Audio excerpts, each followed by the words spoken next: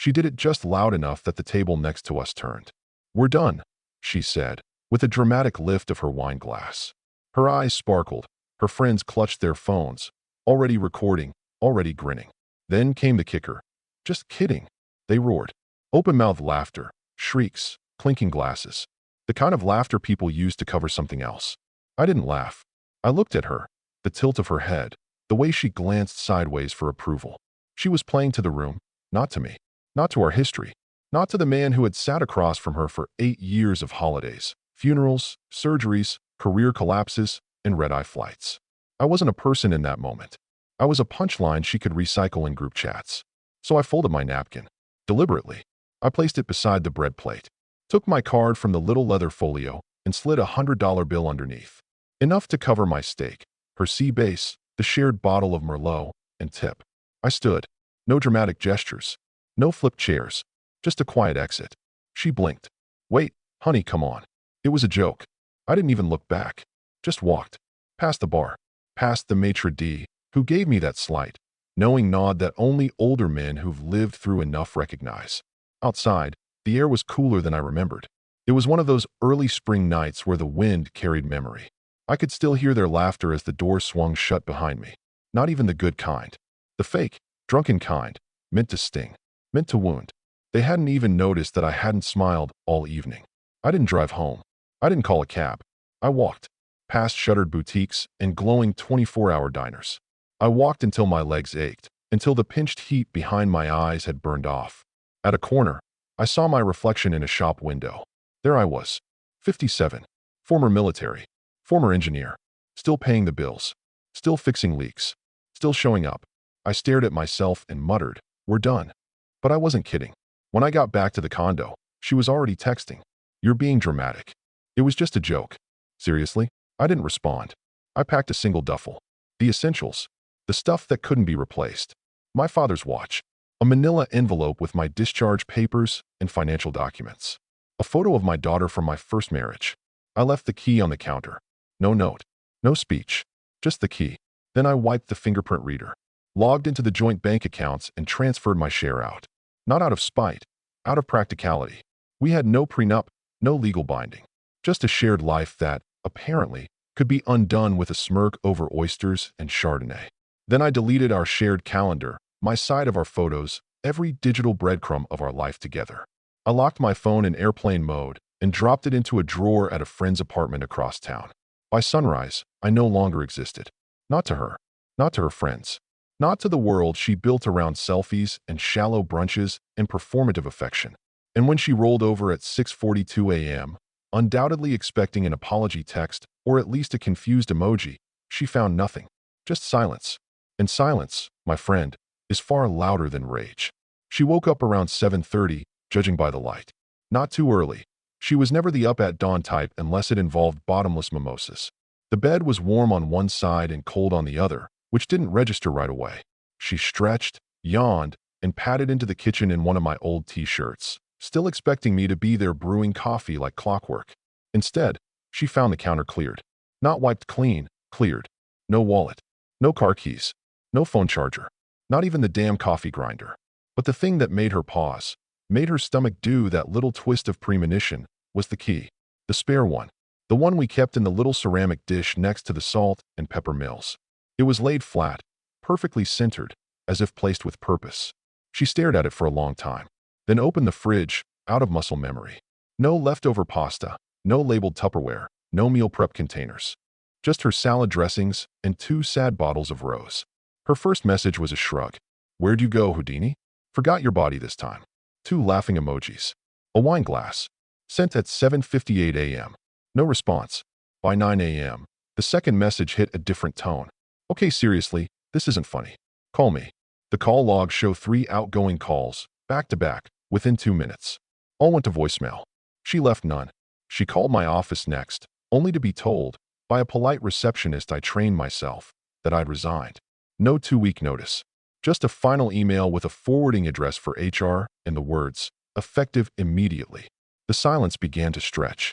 She opened her banking app next, which she later described to a friend like discovering a ghost had emptied a room you were still standing in. My name was gone from the joint account. My profile photo gone. Even the label joint checking had quietly reverted to her maiden name alone. The money? I didn't touch hers. I took only what was mine and made sure it looked boring, ordinary, not dramatic, not vengeful, just finished. By noon, she called two of my old college friends. One didn't answer. The other said he hadn't heard from me in months. That was a lie. We'd had beers 3 nights ago, after I showed him the video of her little joke. He didn't laugh either. By 2 p.m., she was pacing in the condo, calling her friends and trying to tell the story like it still had a punchline. No, he just left. Like, completely gone. Not even a note. Who does that? Her laugh was brittle, forced. Her voice broke on the second gone. By evening, she started texting my daughter, which was a mistake. They never had much of a bond. Too many passive-aggressive digs about, "You're real, mom," and "We're not a blended family. We're just figuring it out." Still, she tried. "Hey, have you heard from your dad? Can you just tell him I'm worried?" The reply came 4 hours later. A single line. "He said to tell you the punchline landed." That's when she started crying. Not because she missed me. Not yet. No, that came later. She cried because the man she used to lean on, financially, emotionally, socially, had disappeared with such precision it scared her. Not messy, not vengeful, just surgical, clinical. She tried to call again. This time, it didn't even ring. Straight to voicemail.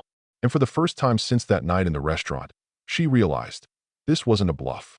This wasn't a man storming out to sulk. This was a man executing a plan. And the part that gnawed at her most? She never even saw the moment he decided. By the next Sunday, she had the audacity to post a photo from brunch. Same place, same crowd, -1.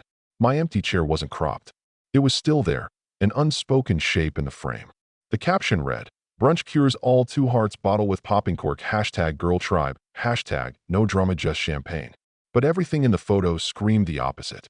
A week earlier, that table would have been packed. Now it looked uneven. 2 of the usual women were absent. One was tagged, but never reshared the post. And the best friend, ally, the one who'd squealed, "Do it. Say it like you mean it," while recording my public humiliation, she looked off, face pale, eyes hollow, like the smile didn't quite reach. They sat sipping mimosas, but no one toasted. No one laughed quite as loud. No one said it, but they were watching her differently now, like an animal that had bitten the hand that fed it. The first crack was subtle. A PR girl named Kara canceled their upcoming collaboration, citing timing conflicts. Except Kara had no problem posting poolside shots from her actual brunch, somewhere else, with someone else. Then came the real hit. Alira, the boutique brand that used to send her free handbags every quarter, quietly ended their ambassador partnership. No statement. Just no new tags, no DMs, no comment replies. She emailed them. Twice. They never responded. She told Ally it must have been a misunderstanding. It's probably algorithm stuff. You know how these brands ghost sometimes. But Ally didn't reply to that either. See, here's the thing. Status among women like her isn't built on money alone. It's an ecosystem. Social currency. Quiet alliances.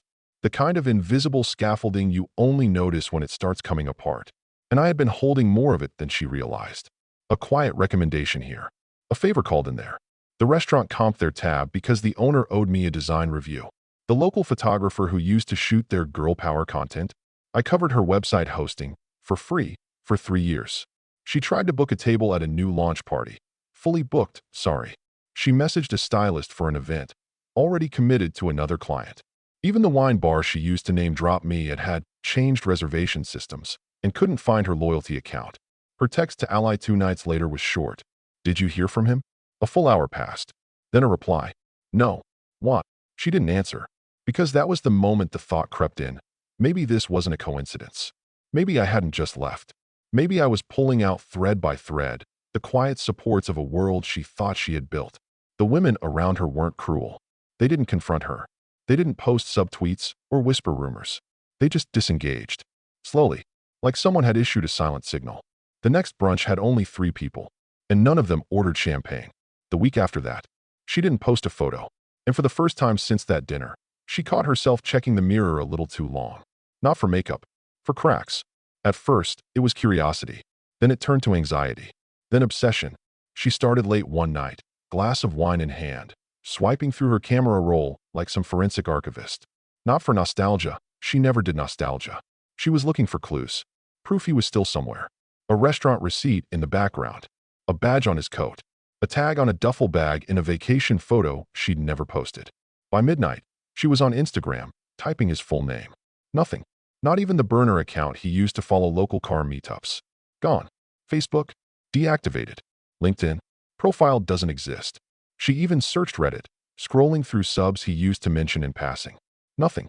No comments. No usernames that felt familiar. He'd always been a digital minimalist, but now it was like he'd scrubbed himself clean. Like someone hiding from a predator. And she was the predator. She texted Ally again. Do you think he changed his number? The dots appeared, then vanished. No reply. At 3 a.m., she was on Pinterest of all places, searching for his old usernames. He used to save woodworking ideas, minimal cabin designs. All gone. She started messaging people. A friend from his old job. A former neighbor. The bartender at the Irish pub he used to haunt twice a month. Most didn't respond. The ones who did had the same answer. Haven't seen him in a while. Thought you guys were still together. By Friday, she called his cousin, Jason. They weren't close. She'd made fun of him once for driving a manual Honda Civic, said it reeked of 2008. Still, she asked, has he been in touch? Jason hesitated. Why? She forced a light tone. He left. I just want to make sure he's okay. Jason gave a long sigh. He's fine. Better than I've seen him in years. Her stomach flipped.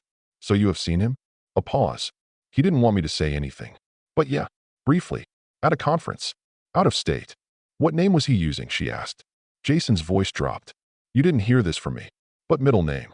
Different last. He said he was consulting now. Low profile. Then he hung up. She called back. Straight to voicemail.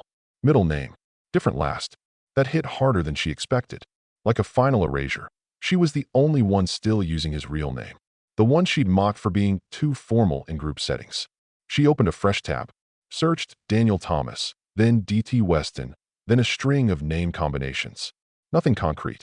Except a blurry photo on a state conference website. Sustainability Expo, guest panelists. A man in a dark suit, back turned to the camera, talking to a state senator. She zoomed in. It looked like him. Older. More angular. Confident. Not the man who used to carry her bags while she posed for selfies. She reverse image searched it. No hits. She clicked the name beneath it. Thomas D. Westman. New name. New life. She cross-referenced it with property registries. LLC filings. Bankruptcies. Public board minutes. Nothing matched. No mistakes. No sloppiness. It was like he'd planned this escape in advance. And she started to realize, maybe he had. Every time she'd mocked him for printing hard copies of financial documents. Every time she told him his neat folders were boomer energy. Every password he wrote down instead of saving in a browser. It wasn't habit. It was insulation. He wasn't just gone. He was untraceable.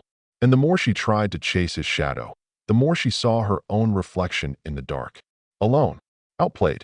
By the man she thought would always be standing behind her, waiting to forgive her next laugh. While she sat with her fingers scrolling through dead-end search results and social media voids, he was sipping his coffee in a different city, in a different shirt, with a different spine. Not straighter, lighter. He didn't vanish to escape. He vanished to build. The first thing he did was shave the beard. The one she used to say made him look like a retired lumberjack, but not in a hot way. He ran a razor down to bare skin, looked in the mirror, and saw someone new. Not younger, not older, just forward. He bought 3 tailored shirts, none of them plaid. 2 pairs of shoes, burnished leather. Then a coat, not warm and practical, sharp and dark and deliberate. His first purchase under his full legal name, Daniel Thomas Weston, was 15% of a logistics software company he'd advised 2 years ago. He knew their books, knew their burn rate, knew they were undervalued. Quiet capital, direct transfer. No board seat, just leverage. His second investment was less conventional. A supply chain firm that specialized in last-mile routing for small-scale vendors, specifically in industries she never bothered to learn existed. The paperwork ran through a trust name she'd never seen, registered in a state she'd never visited. The lawyer who handled it was a friend of his from years back. The kind of friend she once described as dry toast in boat shoes. That dry toast just created the legal firewall that ensured she would never legally touch a cent again. In his apartment, rented monthly, clean, sparse, sat a modest desk. No clutter, no knickknacks, just 3 objects, a fountain pen, a black notebook, and a small folded photo. It was her laughing, pre-brunch, taken on his old phone. He kept it not because he missed her, Not because he longed for what was lost. He kept it the way soldiers keep bullet casings, as a memory of what tried to kill them and failed. Sometimes, when the days felt too calm, too free, he'd open the photo just to feel the sting again. Not the pain, but the precision. Every word from that restaurant still echoed in his mind. We're done. Laughter. Just kidding. But it wasn't a joke anymore. It had become doctrine. He didn't talk about her. Not to the news circles. Not to the advisors, the investors, the quiet operators who started asking him for input. They only knew him as the man who seemed to have no past, just relentless focus. He started running again. Half marathons. Bought a bike. Read nonfiction. Slept 7 hours. Woke up early not because someone needed him, but because he wanted to. He left no digital trail because there was no need. He didn't crave being seen. The anonymity was the point. And every deal he signed, every dollar he positioned, every meeting where someone mistook him for a man who'd always had it together, those weren't just wins. They were bricks. He wasn't building revenge. He was building a life that could not be joked away. And in the back of his drawer, along with that folded photo, was something else, a page he'd torn from her favorite fashion magazine. One she used to read while pretending not to look at his phone. On it, a quote she'd once underlined: "Power isn't loud. It's quiet. It's the room no one sees you enter." He smiled at that every time he opened the drawer. Because now he was the room. And she couldn't even find the door. It started with a photo, one that wasn't even supposed to matter. A background shot in an Instagram story, blurry and angled. Just a quick pan of a charity gala's reception line. The kind of event where people pose next to overpriced centerpieces and pretend to care about regional infrastructure development while eyeing whose dress came straight off a showroom rack. But there he was, just behind a city councilwoman, in a charcoal suit. No tie. Pocket square, deep navy. Hair combed back, shorter than she remembered. Shoulders squared like he had nothing left to explain. The shot only lasted a second. But someone paused it, cropped it, shared it. Is this Daniel? 3 group chats lit up. One sent it to Ally. Ally didn't reply immediately. Instead, she called her. No pleasantries. No, hey babe. Just, did you see it? She had. The moment the image hit her phone, she went still. Not the kind of stillness from being caught, but something stranger, like her body had stopped buffering. Her thumb hovered, not scrolling, not saving, just stuck. Because the man in that frame didn't look wounded, or petty, or lost. He looked absent from everything she'd once been, from her orbit, from her narrative. The way he stood said it all. Not smug, not vindictive, but like a man who didn't need to be noticed to be relevant. She zoomed in. Twice. The lapel pin was unfamiliar, some state-level board, she guessed. The woman beside him was in her 60s, respected, well-connected. He wasn't clinging to her. They were equals in that space. Did you send that to me to mess with me? She asked quietly into the phone. No, Ally said. And then, after a pause, I didn't know he'd be there. She bit her lip. But you knew he'd resurface, didn't you? Another silence. Not like that, Ally said. She walked into her kitchen, stared at the half-empty wine bottle. She hadn't cooked in 3 days. Her fridge was mostly sauces and old takeout. It occurred to her, he was the one who grocery shopped. He was the one who remembered to refill prescriptions, buy batteries, fix the busted cabinet hinge. And he was the one who knew how to quietly walk away from a sinking ship while she was still dancing on the deck. She pulled up his old texts. Still there, though marked as no longer in service. She scrolled through one from a year ago. Don't forget to hydrate during the conference. He used to say things like that. Quiet, responsible, invisible love. The kind that doesn't win applause, but keeps people alive. Ally broke the silence again. He looked good, she said, tone unreadable. She hated that Ally had noticed. Hated more that she wasn't wrong. Yeah, she admitted. He did. Their silence dragged out. Somewhere in the back of her mind, she could feel it forming, a new anxiety, one she couldn't name yet. Because if he'd resurfaced once, that meant he chose to. That meant everything that came next would be deliberate. And that meant one terrifying thing. He wasn't just living without her. He was moving strategically, and no one knew what the next move would be. It was a Thursday night dinner at Belle LaCroix, the kind of place with moody lighting, expensive plates made to look artisanal, and waiters who wore aprons like surgical gowns. It was Ally's idea. Let's do a palate reset, she'd said. Meaning, let's pretend everything's fine. Let's surround ourselves with glasses and gossip and roasted beet salad until we forget the photo that still haunts our group chat. She wore her best dress, the one she saved for events she wanted to be photographed at. She curled her hair, just so, redid her nails that afternoon. Fake control, applied in layers. She was in the middle of a story, something ridiculous about a new Pilates instructor who said, "Inhale confidence," while touching her lower back, when the server appeared. A young guy, polite, forgettable. He didn't say a word, just placed a small cream envelope directly in front of her. No card, no note, just her name, handwritten in block letters. The table hushed. Someone laughed awkwardly. Is this like secret admirer stuff? But she wasn't laughing. Her gut twisted. This wasn't cute. It wasn't flirty. It felt engineered. She slid a manicured nail under the flap and peeled it open with slow, deliberate tension. Inside were 3 sheets of paper, a receipt, and a folded note. The first page was a notarized declaration from the manager of a downtown hotel. Specific dates, specific names, room service requests, 2 entrees, wine, extra towels. One of the nights listed was the same weekend she told him she was spending the night at Allies after too much wine. Her eyes darted across the second page, a signed statement from the concierge, affirming a spa appointment and a note about a car service arranged for Ms. A. She didn't finish reading it. The third sheet was worse, an image, color printout, time-stamped. Security footage, blurry but unmistakable. 2 figures kissing at the valet pickup. Her and. She didn't want to look across the table, but she did. Ally. There was a long second before the note slipped from between her fingers. It fluttered down and landed just under her plate. She bent down and retrieved it with a hand that wouldn't stop shaking. It was her best friend's handwriting. She recognized the loops, the little pretentious curls at the end of each Y. It read, "I didn't know he'd find out. I swear. I didn't know he kept records." Her fork clattered to the table like a dropped hammer. The sharp noise cut through the restaurant's ambient chatter. Her smile, rigid, performative, collapsed completely. Lips parted, breath hitching in her throat. The women around her weren't sure whether to speak. One reached for a glass of water. Another just stared, too polite to ask, too interested to look away. She lifted her head and met Ally's eyes. Ally had gone sheet white, hands clenched in her lap, mouth moving, no words forming. She knew, not just about the kiss, not just about the betrayal.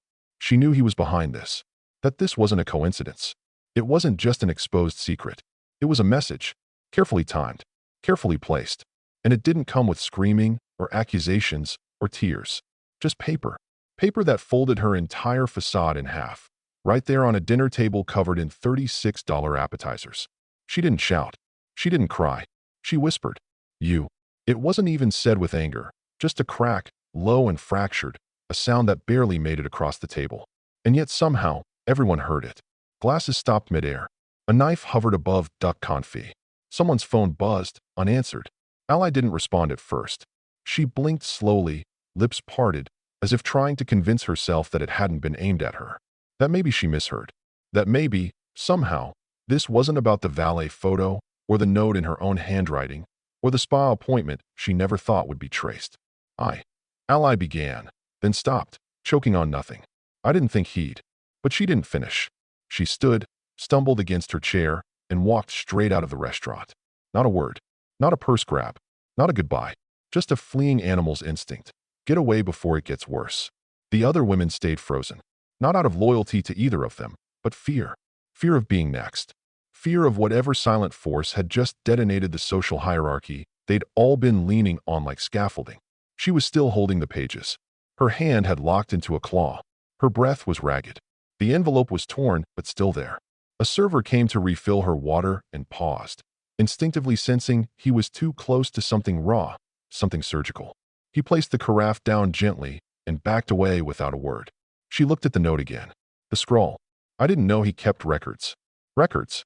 Not photos. Not memories. Records. This wasn't spontaneous revenge. This was an operation. She reached for her phone, fingers trembling, and opened her calendar. Scrolled back to the weekend of the hotel receipt. The dates matched. She'd told him she was with Ally. Spa day. Sleepover. We're doing face masks and wine. Babe, I'll be dead to the world. And he never argued. Just said cool. Lock the door. Lock the door. She remembered the way he said it. Calm. Dull even. Like an afterthought. But now, sitting in the dim lighting of that restaurant, it sounded different. He'd already known. Maybe not everything, but enough. He'd already started planning. The betrayal was an event for her. But for him, it was a starting point. And the worst part wasn't the envelope or the papers or even Ally's disappearing act. It was knowing he didn't need to show up. He didn't need to confront her. He didn't want her to scream, or beg, or defend. He just wanted her to know, to sit in it, to realize that the world she thought she owned, the friends, the invitations, the harmless lies, had become a chessboard. And she'd just learned he wasn't a pawn. He was the one who flipped the board. One of the women finally leaned in. What the hell was that? But she didn't answer. She couldn't. She just sat there, jaw clenched, gripping a page covered in dates and signatures. Because for the first time in her life, she wasn't the one making the room go quiet. She was the one left in the silence. She slammed the door behind her hard enough to rattle the picture frames. Her heels clacked across the hardwood like gunshots. Wine bottle. Stemware. She didn't even bother with the lights. The papers were still clutched in her hand, creased and sweaty, like evidence from a crime she didn't commit. Except she did. Or at least, he made damn sure she couldn't pretend otherwise anymore. She dropped the envelope on the kitchen counter and pulled it apart, splaying the contents like cards in a doomed poker hand. Her breath was short, shallow, hot. The notarized statements, the photo, the note from Ally, all of it laid out before her like a trap she'd walked into smiling. But there was one last document she hadn't bothered reading. Something thicker, heavier. She peeled it from the back of the envelope. The paper had weight, government issue texture. She knew the look, property transfer paperwork. The kind you sign in a notary's office under artificial light, while a man in a too-tight tie clicks a stamp and slides it back with a smile. She didn't understand at first. Her name wasn't on it. Ally's was. Address of property being transferred. She read the street. Blinked. Read it again. It was Ally's apartment. The one with the walk-up loft in the trendy side of town. The one Ally had just moved into last year after her relationship with her ex imploded. The building. The unit. The deed. Daniel T. Weston, listed as the new legal owner. Not a rental. Not a lease takeover. A purchase. She dropped the document on the counter like it burned. Her phone rang. Ally. She stared at the name, but didn't pick up. Couldn't. Wouldn't. Instead, she flipped the final page, where the ink was still fresh enough to gleam under the kitchen light. There, scrawled in his familiar, neat block letters, always uppercase, like he never trusted cursive, were 11 words. Disposable. That's how you both saw me. Now see what that feels like. She sat down slowly, knees buckling, the way they did when you realize gravity applies to your life now. He hadn't screamed, hadn't torched her wardrobe or posted screenshots or sent group texts laced with venom. He'd just bought her best friend's home out from under her. A silent purchase. A silent eviction. A message written not in blood, but in deeds. She imagined Ally arriving home, unlocking the door, only to find a formal notice taped to the inside. Please vacate the property within 30 days. Ownership transfer effective immediately. No confrontation. No warning. Just cold, silent, surgical power. She stared at the document again, hoping, irrationally, that it would change. That some clause would void it. That maybe it was a forgery. But he wasn't the type to fake anything. That was her specialty. What he did was real. Legal. Binding. A man who, for 8 years, paid bills, fixed hinges, remembered birthdays. Not because she asked, but because he noticed. The same man she'd turned into a dinner party punchline. He'd said nothing. And yet, here he was, speaking louder than anyone she'd ever met.